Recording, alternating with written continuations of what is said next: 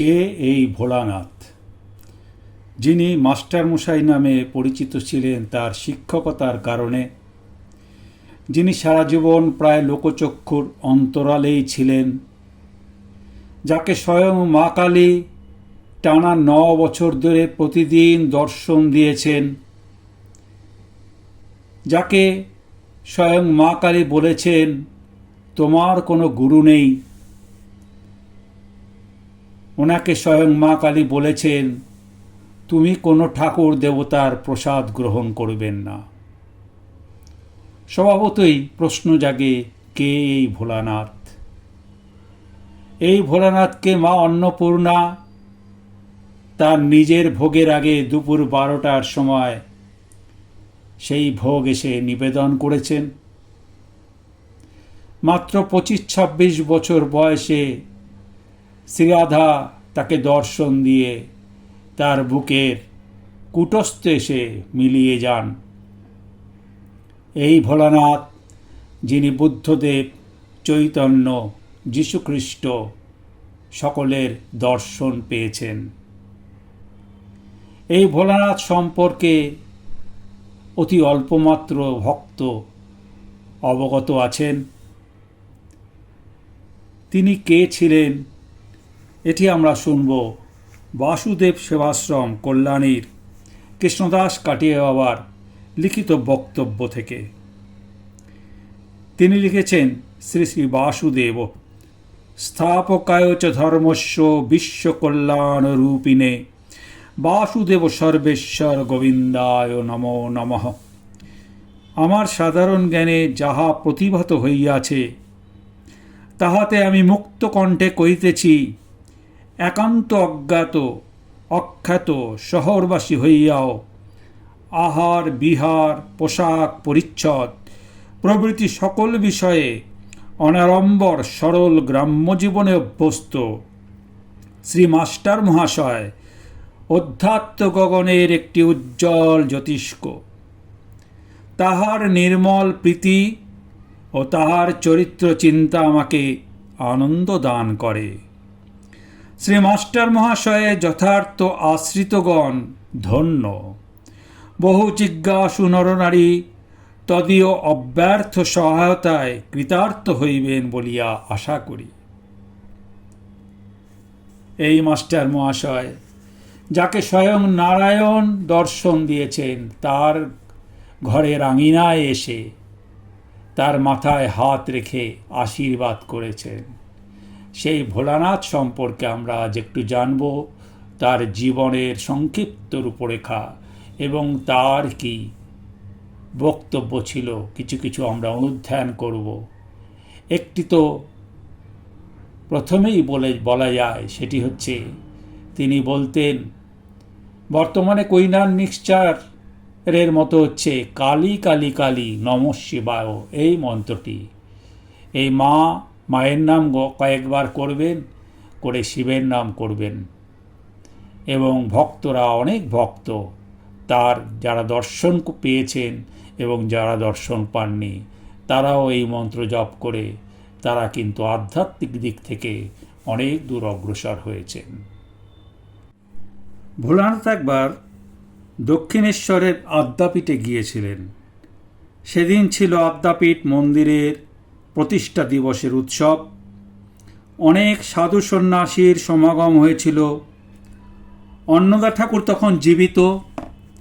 তিনি সাধু সন্ন্যাসীদের কাছে গিয়ে তাদের কুশল সংবাদ নিচ্ছিলেন এবং আপ্যায়ন করছিলেন। তখন ওনার বয়স 15 বছর হবে। দাদাস্থানীয় এক গেরুয়াধারী সন্ন্যাসীর সঙ্গে তিনি গিয়েছিলেন। অত সাধু সন্ন্যাসীদের আপ্যায়নের সময় ভোলানাথের কাছাকাছি আসতেই অন্নদা ঠাকুর তাকে পূর্ব পরিচিতের মতো আদর যত্ন করে কাছে ডেকে নিলেন। তারপর ওনাকে নিয়ে নিজের ঘরে গিয়ে তার স্ত্রীকে বললেন, একে যত্ন করে ঘরে বসিয়ে খাওয়াও। 1930 সাল নাগাদ, যখন ভোলানাথের বয়স মাত্র 22, সেই সময় তিনি হাওড়ার রামরাজাতলায় শঙ্কর মঠে যেতেন। সেখানকার যারা সাধু ছিলেন দয়ানন্দ, শিবানন্দ এনারা তাকে খুব ভালোবাসতেন। রামানন্দ তো সাষ্টাঙ্গে তাকে প্রণাম করতেন। অদ্ভুত ব্যাপার নয় কি, একজন শঙ্কর মঠের সন্ন্যাসী একটি যুবক ছেলেকে সাষ্টাঙ্গে প্রণাম করছেন। একবার এই দয়ানন্দজি কঠিন অসুখে শয্যাশায়ী হয়ে পড়লেন। তার বাঁচার আশা প্রায় শেষ হয়ে গিয়েছিল। সেই সময়ে দয়ানন্দজির শিষ্য নন্দগোপাল ভাদুরী এসে ভোলানাথ বাবুকে ধরেন। তিনি বলেন যে তুমি একবার চলো, দয়ানন্দজির বড় অসুখ। উনি বলেন আমি গিয়ে কি করব? তুমি একবার গিয়ে ওনার মাথায় হাত দিয়ে আশীর্বাদ করো, তাহলেই উনি ভালো হয়ে যাবেন। ভোলানাথ বললেন সে ক্ষমতা আমার নেই। ভাদুর মশাই তবুও নাছোড়বান্দা, তুমি একবার অন্তত চলো, নিজের নাম না চাও, মায়ের নাম না করেই না হয় বলো এবং ওনারা মাথায় হাত দিও। তুমি মাথায় হাত দিলে উনি অবশ্যই ভালো হয়ে যাবে। ভাদুর মশাইয়ের পীড়াপিড়িতে অগত্যা মাস্টার মশাই বললেন আপনি যখন বলছেন যে আমি গিয়ে মায়ের নাম করলে দয়ানন্দজি ভালো হয়ে যাবেন, তাহলে চলুন। দয়ানন্দজির শরীর তখন জীর্ণ শীর্ণ হয়ে পড়েছে, কথা বলার মতো ক্ষমতা নেই। আকারে ইঙ্গিতে আর দু একটি কথায় নিজের অবস্থার কথা বোঝাতে চেষ্টা করলেন। খুব অস্ফুট স্বরে বললেন আমার সময় হয়ে গেছে, চললুম। দয়ানন্দজিকে দেখে ভোলানাথ অত্যন্ত ব্যথিত হলেন। পরম করুণায় তিনি মৃত্যুপথযাত্রী সেই সাধুর শরীরে হাত বুলিয়ে দিয়ে বললেন ঈশ্বরের কৃপায় আপনি সেরে উঠবেন। ভোলানাথের হাতের সেই স্পর্শে দয়ানন্দজির জীবনে নেমে এলো পরমেশ্বরের পরম করুণাধারা। ক্রমশ তিনি সুস্থ হয়ে উঠলেন। এর পরেও তিনি আরও 15 বছর বেঁচে ছিলেন। ভীষণ শ্রদ্ধা করতেন তিনি ভোলানাথকে।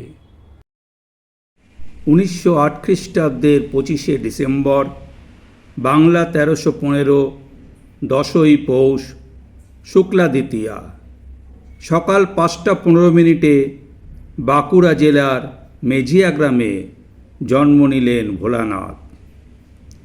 এর আগে ভোলানাথের মা সরস্বীবালা দেবী বর্ধমানের গলসির কাছে ইরকোনা গ্রামের বহু বছরের প্রাচীন ভোলানাথ মন্দিরে মানসিক করেছিলেন সন্তানের জন্য। কিন্তু সন্তান যখন জন্মগ্রহণ করল তখন দেখা গেল মৃত সন্তান। 2 জন ডাক্তারকে ডাকা হলো, তারা সবাই বললেন সন্তান মৃত। এদিকে ঠাকুমা ক্ষেত্রমণি দেবী মানতে নারাজ। তিনি তুলসীতলায় ইরকোনার ভোলানাথের কাছে হত্যা দিয়ে পড়লেন এবং মানসিক করলেন। এই মানসিকের ফলেই একটু পরেই দেখা গেল ভোলানাথ কেঁদে উঠলেন, চোখ খুললেন। তখন এর আগে যে নির্দেশ ছিল যে ভোলানাথকে মাটিতে ভূমিতে স্পর্শ করাবে না 3 দিন, এটি ইরকোনার ভোলানাথের মন্দিরেরই একজন পুরোহিত করেছিলেন। তো সেই নির্দেশ মতো ভোলানাথকে 3 দিন কিন্তু মাটিতে স্পর্শ করানো হয়নি। এইভাবে অলৌকিকভাবে ভোলানাথের জন্ম হলো। এরপর 5-6 বছর যখন বয়স ভোলানাথের, তখন তার মামার বাড়িতে রঘুনাথগঞ্জে 2টো কালীগোক্রক সাপ ফণা তুলে তার পাশে দুলছিল। আর ঠিক তখনই দৈববাণী হলো ওরা তোমাকে কামড়াতে আসেনি, ওরা এসেছে তোমাকে বরণ করতে। এর কয়েক বছর পর ভোলানাথের প্রথম মা কালীর দর্শন। শিশু ভোলানাথ মায়ের ডাকে সাড়া দিয়ে বললেন যাচ্ছি বলে দরজার কাছে যেতেই দেখেন দরজার সামনে দাঁড়িয়ে মা কালী। না চাইতেই তিনি প্রথম দর্শন দিলেন। তিনি অতি অল্প বয়সে তার পিতা অমরনাথের সঙ্গে কলকাতায় আগমন করেন। তখন তার 5 বছর বয়স। হাওড়ায় আগমন করেন 1914 খ্রিস্টাব্দে। মাঝখানে তার কিছু বাঁকুড়ায় যাওয়া হয়, অন্যান্য জায়গা ঘুরে তিনি আবার হাওড়ায় আসেন। 1926 খ্রিস্টাব্দে ম্যাট্রিক পরীক্ষায় প্রথম বিভাগে লেটার মার্ক সহ উত্তীর্ণ হন। কলকাতার বঙ্গবাসী কলেজ থেকে আইএসসি পরীক্ষায় ফিজিক্স, কেমিস্ট্রি, ম্যাথমেটিক্স নিয়ে প্রথম বিভাগে উত্তীর্ণ হন। আর 1930 খ্রিস্টাব্দে ওই কলেজ থেকেই তিনি ইকোনমিক্স এবং সংস্কৃত নিয়ে বিএ পরীক্ষায় সসম্মানে উত্তীর্ণ হন। তারপর তিনি এমএ পরীক্ষার জন্য এবং আইন পরীক্ষার জন্য ভর্তি হয়েছিলেন, কিন্তু সমাপ্ত করতে পারেননি, কারণ তার মাতা ঠাকুরানী সরসীবালা দেবী 27 মার্চ 1932 খ্রিস্টাব্দে দেহত্যাগ করেন।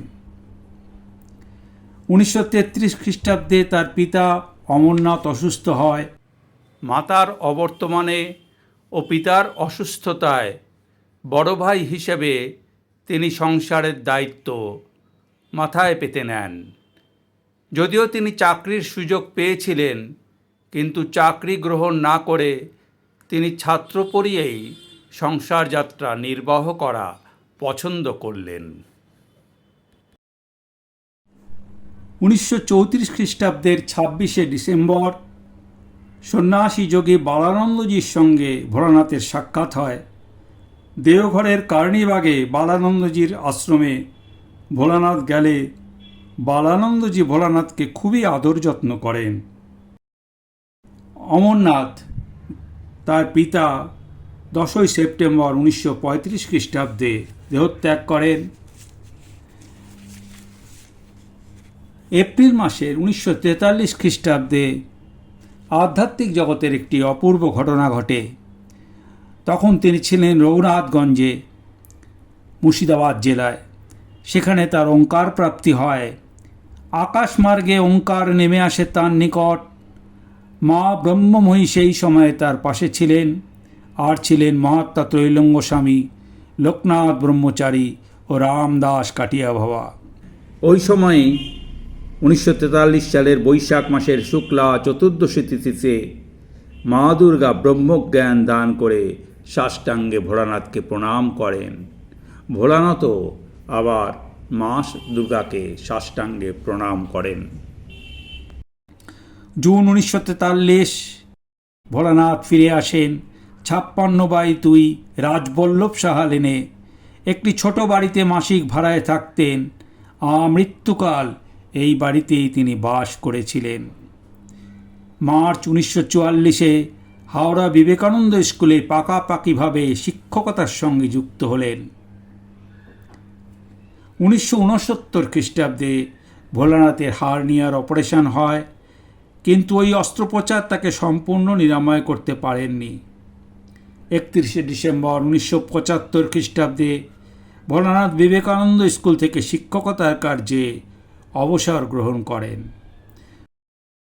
80 দশকের শুরু হতে তিনি ধর্মপিপাসু ঐশ্বর অনুসন্ধানী ভক্তজনকে তার নিকট আসতে দিতে শুরু করেন। সকাল সন্ধ্যায় ভক্তজন মধ্যে বিলাস করতেন। 25 সেপ্টেম্বর 1993 দেহত্যাগের পূর্বে ভোলানাথের শরীর খারাপ হওয়ার শুরু। ওই দিন থেকে সর্দি কাশি হয়ে তার শরীর খুব দুর্বল হয়ে পড়ে। 3 অক্টোবর 1993 প্রস্রাবের কষ্ট হওয়ার জন্য তার প্রস্রাব প্যাথোলজিস্টের কাছে পাঠানো হয় তা পরীক্ষা করার জন্য। 6 অক্টোবর 1993 অধিক রাত থেকে তিনি মূত্রনালীতে যন্ত্রণা অনুভব করতে থাকেন। 7 অক্টোবর 1993 চিকিৎসার জন্য শিবপুরে মেডিকেয়ার নার্সিংহোমে আনয়ন করা হয়। 9 অক্টোবর 1993 মূত্রনালীতে অস্ত্রোপচার প্রয়োজন হয়। তাকে শিবপুরে ওই নার্সিংহোম থেকে কলকাতার এলগিন রোডে সামারিটান নার্সিংহোমে ভর্তি করানো হয়। তার অস্ত্র করার দিন ধার্য হয় 11 অক্টোবর। 10 অক্টোবর 1993 ওই দিন অধিক রাতে তার নিকট সকল দেবদেবী প্রকাশ হয়ে তার স্তব স্তুতি শুরু করেন। ভোলানাথের ওই দিব্য দর্শন শুরু হয় নার্সিংহোমে শুয়ে থেকে। পরের দিন তার অস্ত্রোপচার হওয়ার কথা ছিল। 11ই অক্টোবর 1993।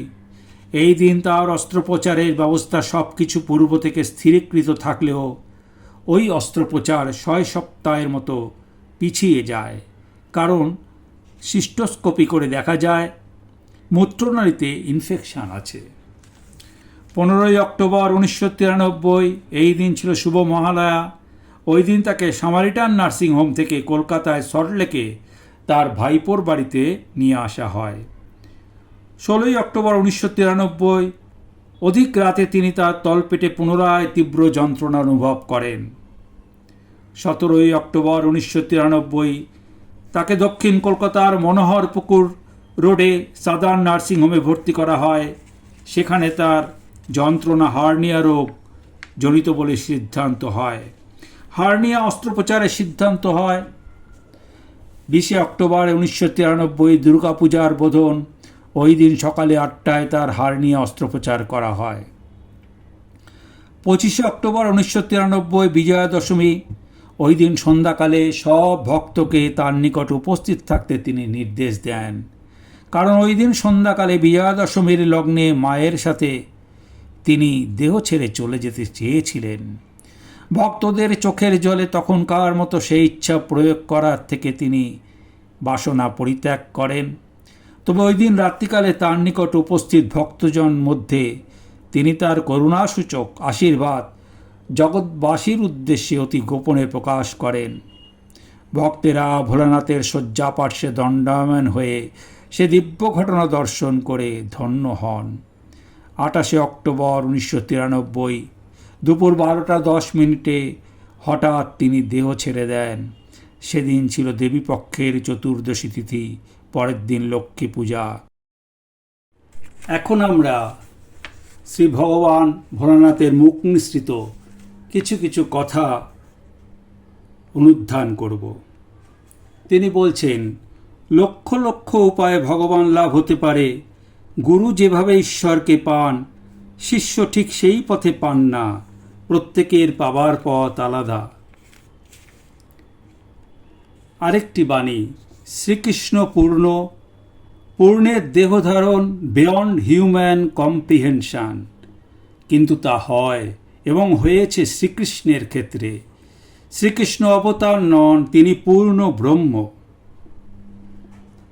আরেকটি বাণী, যখন এই বোধ আসে যে ভগবানই একমাত্র আছেন, আর কিছু নেই, তখন মোক্ষের পথে যাত্রা। তার আগে ঠিক ঠিক ভগবান লাভ হয় না। তিনি বলছেন, ভালো লাগলে মায়ের নাম করবেন, কালী কালী কালী নমঃ শিবায়। ভালো না লাগলেও 2-4 বার করবেন, একেই বলে অভ্যাসযোগ। আর তাতেও যদি না হয়, নাই বা হলো, 10 ঘন্টা ধ্যান করেও দর্শন না হতে পারে, সামান্য একটু করলেই আবার হয়ে যেতে পারে।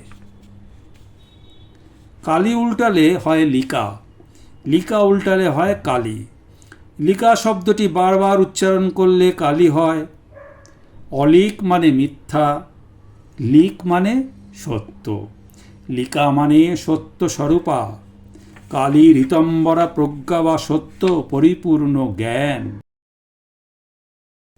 কালী শিব প্রভৃতি শব্দগুলি উচ্চারণের ফলে মূলাধার থেকে মা সহস্রারের দিকে উঠতে আরম্ভ করে। তাই কোনো কিছু না করেও যোগের কাজগুলো শরীরে স্বাভাবিকভাবে প্রকাশিত হতে পারে। ঈশ্বরকে কেউ জানে না। স্থূলে সামান্য কর্ম বাকি থাকলে গুরুকরণ করতে হয়। আমার কোনো গুরু নেই। Everything is predestined and predetermined. কোনো কিছু করবার দরকার নেই, ভগবানই একমাত্র আছেন, অন্য কিছু নেই। এই কথা কয়টি কেউ যদি শুধুমাত্র জপ করে, তাহলেই তার সব পাওয়া হয়ে যাবে। কেবলই কনস্ট্যান্টলি হ্যামারিং, যে যেটা করে, কালী কালী কালী, থামবে না, থেমো না, কৃষ্ণ কৃষ্ণ কৃষ্ণ, ওম ওম ওম, যেটা করবে কনস্ট্যান্টলি হ্যামারিং, তাহলে দেখবে ঠিক হবে। জানেন, সরল না হলে ভগবান লাভ হয় না। সাধুরা হচ্ছে গোক্র সাপ। কর্মে অথবা চিন্তায় যে ভাব তাদের প্রদর্শন করা হয় ঠিক সেই ভাবটি রিটার্ন করে। কেউ সাধুদের অপমান করলে তাকেও অনুরূপভাবে অপমানিত হতে হয়। সংস্কার কারণ শরীরে থাকে, সূক্ষ্ম শরীরে থাকে, স্থূল শরীরে থাকে। ওঙ্কার জপের মধ্য দিয়ে অথবা মায়ের নাম জপের দ্বারা কারণ এবং সূক্ষ্ম শরীরের সংস্কার ধীরে ধীরে চলে যায়। সংসারে থাকতে গেলে স্বরূপ কিছুটা থাকবেই। স্বরূপ থাকলে ঈশ্বরের প্রকাশ হয় না। তাই সকলের কাজ হলো স্বরূপকে কমিয়ে আনা। যার স্বরূপী যত কম হয়ে গেছে তিনিই তত বড় সাধু। তিনি বলছেন, আমি বলি ভক্তিযোগী শ্রেষ্ঠ যোগ।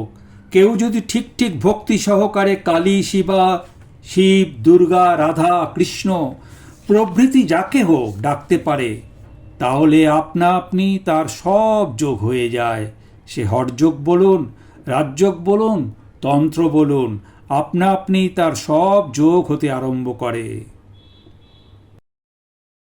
গীতার অর্থ কেউ বোঝে না, তার কারণ সমস্ত গীতাটাই ওঙ্কার।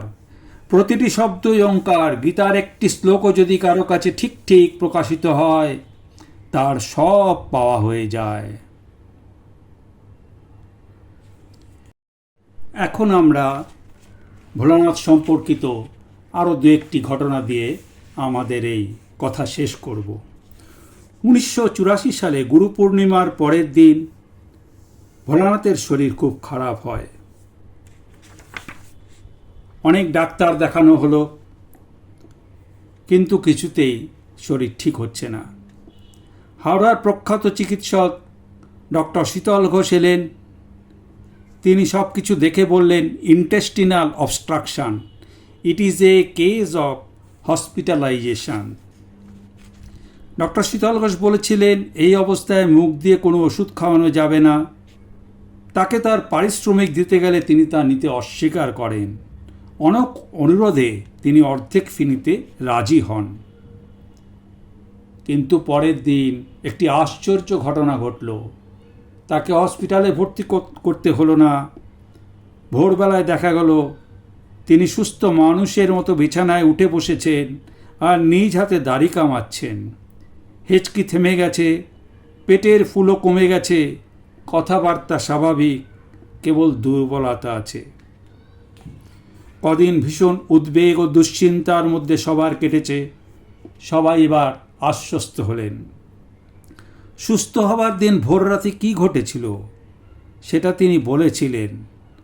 ভোর 4টেতে আমার জন্য ভিভা তৈরি করে আমার কাপে রাখা ছিল। সেই কাপে ভিভা খাবার জন্য চুমুক দিয়েছি। এমন সময় দেখি ওই কাপের উল্টো দিকে মা তারা মুখ লাগিয়ে চুমুক দিয়ে ভিভা খাচ্ছেন। মা লাল জিভ দিয়ে সেই একই কাপে আমার সঙ্গে পানীয় খেতে থাকায় আমি বললাম, এ কি, আমার খাবার এটো করে দিলে? মা এই কথা শুনে ফিক করে হেসে পালিয়ে গেলেন। অদ্ভুত জীবন।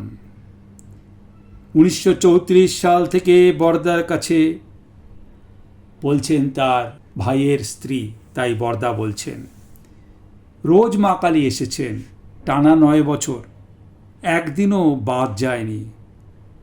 কিন্তু মা তারা দেখা দিলেন কত বছর বাদে? 50 বছর বাদে, 1984 সালে, তার অসুখের সময়। এই সময়ের আরেক দিনের কথা। সকাল 10টা-11টা হবে। ঘরের মধ্যে উনি দাঁড়িয়ে আছেন। হঠাৎ মা ব্রহ্মময়ী প্রকাশ হয়ে বললেন, জল খাও। উনি এক গ্লাস জল খেতেই মা বললেন, এবার শুয়ে পড়ো। ভোলানাথ সঙ্গে সঙ্গে শুয়ে পড়লেন। মিনিট 5 পরেই মা বললেন, এবার উঠে পড়ো। উনি জানতে চাইলেন, কি ব্যাপার? মা বললেন, মাইল্ড স্ট্রোক হয়ে গেল, সেই জন্য জল খেতে বললাম। উনি মাকে শুনিয়ে বললেন, স্ট্রোক? তুমি আবার ইংরেজিও জানো নাকি? একথা শুনে মা কি আর সেখানে থাকে? হাসতে হাসতে উনি এ কথাটাই বলেছিলেন। এইবার আমরা শেষ একটি ঘটনা দিয়ে ওনার এই জীবনের সংক্ষিপ্ত পরিচয়টুকু শেষ করব। যার পরিচয় লিখে বলে শেষ করা যায় না, তার পরিচয় এইভাবেই শেষ করছি। 1941 সাল জুলাই মাস, রাত 1:15, ঈশ্বর দত্ত লেনের বাড়ি, হাওড়ায়। ঘরের বাইরে উঠোনে ধূপ করে একটা আওয়াজ হলো। ভোলানাথ বলে উঠলেন, কে? উত্তর এলো, আমি আবার কে? দরজা খুলে বাইরে বেরিয়ে আসতেই তার হতভম্ব হওয়ার পালা। দেখেন উঠোনে স্বয়ং নারায়ণ দাঁড়িয়ে আছেন, গায়ের রং ঘন নীল আকাশের মতো, পাশেই বিশাল গরুর পাখি, একতলার থেকে উঁচু। ভোলানাথ বললেন, আপনি? আসুন আসুন, ভেতরে আসুন। অভিভূত হয়ে নারায়ণকে বললেন। নারায়ণ বললেন, আমি তো ভেতরে যেতে পারি না। উনি বুঝলেন বাড়ির ভেতরে ঢোকা মানেই সংস্কার নেওয়া, সেটা তো নারায়ণ পারেন না। তাই বাইরের উঠোনেই নারায়ণ দাঁড়িয়ে রইলেন। নারায়ণ ভোলানাথকে বললেন, তুমি কিছু চাও? ভোলানাথ বললেন, আপনি নিজে এসেছেন, এতেই আমার আনন্দ। আমার চাওয়ার কিছু নেই, তবে আপনি যখন বলছেন তখন আমার মাথায় হাত দিয়ে আপনি আমাকে একবার আশীর্বাদ করুন। ওখানে দাঁড়িয়ে নারায়ণ ভোলানাথের মাথায় হাত দিয়ে আশীর্বাদ করলেন। ভোলানাথ নারায়ণের হাতের স্নিগ্ধ অথচ উষ্ণ স্পর্শ অনুভব করলেন। তিনি বলেছিলেন, I felt the warmth of his palm. Narayan চলে যেতেই ভোলানাথ ফুপিয়ে ফুপিয়ে কেঁদেছিলেন অনেকক্ষণ, আর বলেছিলেন, এ পর্যন্ত কোনো অবতার, কোনো মহাপুরুষ, এমনকি কারোর জীবনেই এমন ঘটনা পাওয়া দুষ্কর, যার কাছে স্বয়ং নারায়ণ প্রত্যক্ষভূত হয়ে মাথায় হাত রেখেছেন। এখন আমরা স্বয়ং মাস্টার মহাশয়ের শ্রীমুখ থেকে কোনো এক গুরু পূর্ণিমার দিনে তার কিছু কথা, কালীনাম, হরিনাম শ্রবণ করব। 18 জুলাই গুরু পূর্ণিমার দিন মাস্টারমশাই থেকে আপনারা কিছু শুনুন। ঘন ঘন কালী নাম করেন কেন? আমরা ঘরেতে কৃষ্ণ নাম করেন না কেন? আমরা ঘরেতে অনেক দোষ ত্রুটি হয়েছে, আপনি কৃষ্ণ নাম করুন। মায়ের নামে ঘরে আমি যাই, এখান থেকে যাই রোজ, যেখান থেকেই যাই, কার্তিক যেতে 9:30 10টা হয় প্রত্যেক দিন, 9টা 9:30 10টা দেখি। আমি যাওয়ার পরই ঘরে গেলে ঘরটা দুভাগ হয়, একটা লম্বাভাবে দুভাগ হয়ে যায়। এদিকটা আমার থাকে মানে পার্থিব, ওদিকটা অপার্থিব। হ্যাঁ, একটা ফুলের গন্ধ ছাড়ে, কী যে গন্ধটা আমি বুঝতে পারি না। প্রত্যেক দিন রাত্রে শোয়ার পর সেই গন্ধটা সকাল থাকে, এই 7:30 7টার মধ্যে থাকে, তারপর চলে যায়। হ্যাঁ, আর একটা দিন এত বেশি গন্ধ হয় না। হ্যাঁ, কী বলতে পারা যায়। যেমন আমাদের পায়ের রং কখনো লাল হচ্ছে, কখনো সবসময় থাকে না, এখন দেখুন কিছু নেই। হ্যাঁ, 4:30টার সময় একবার রক্ত মারা যাবে, কেটে গেছে, কারণ ঠিক আছে। হ্যাঁ, মা একটা সময় দেখি গম্ভীর মুখে থাকে। হ্যাঁ, থাকে না যে কোনো কোনো কিছু বলবার জন্য সঙ্গে সঙ্গে অ্যাকশন হয়, ভালো বলবো সঙ্গে সঙ্গে, এর আগে অত বুঝতে দিচ্ছি। হ্যাঁ, আমি একটা আরম্ভ করলাম, হরে কালী কালী কালী কালী কালী কালী কালী কালী কালী কালী কালী কালী কালী কালী কালী কালী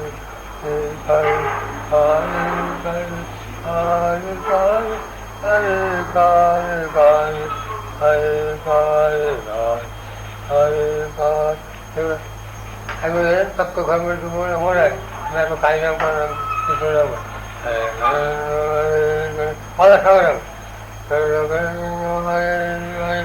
हरे राम हरे राम राम राम हरे हरे हरे राम राम राम हरे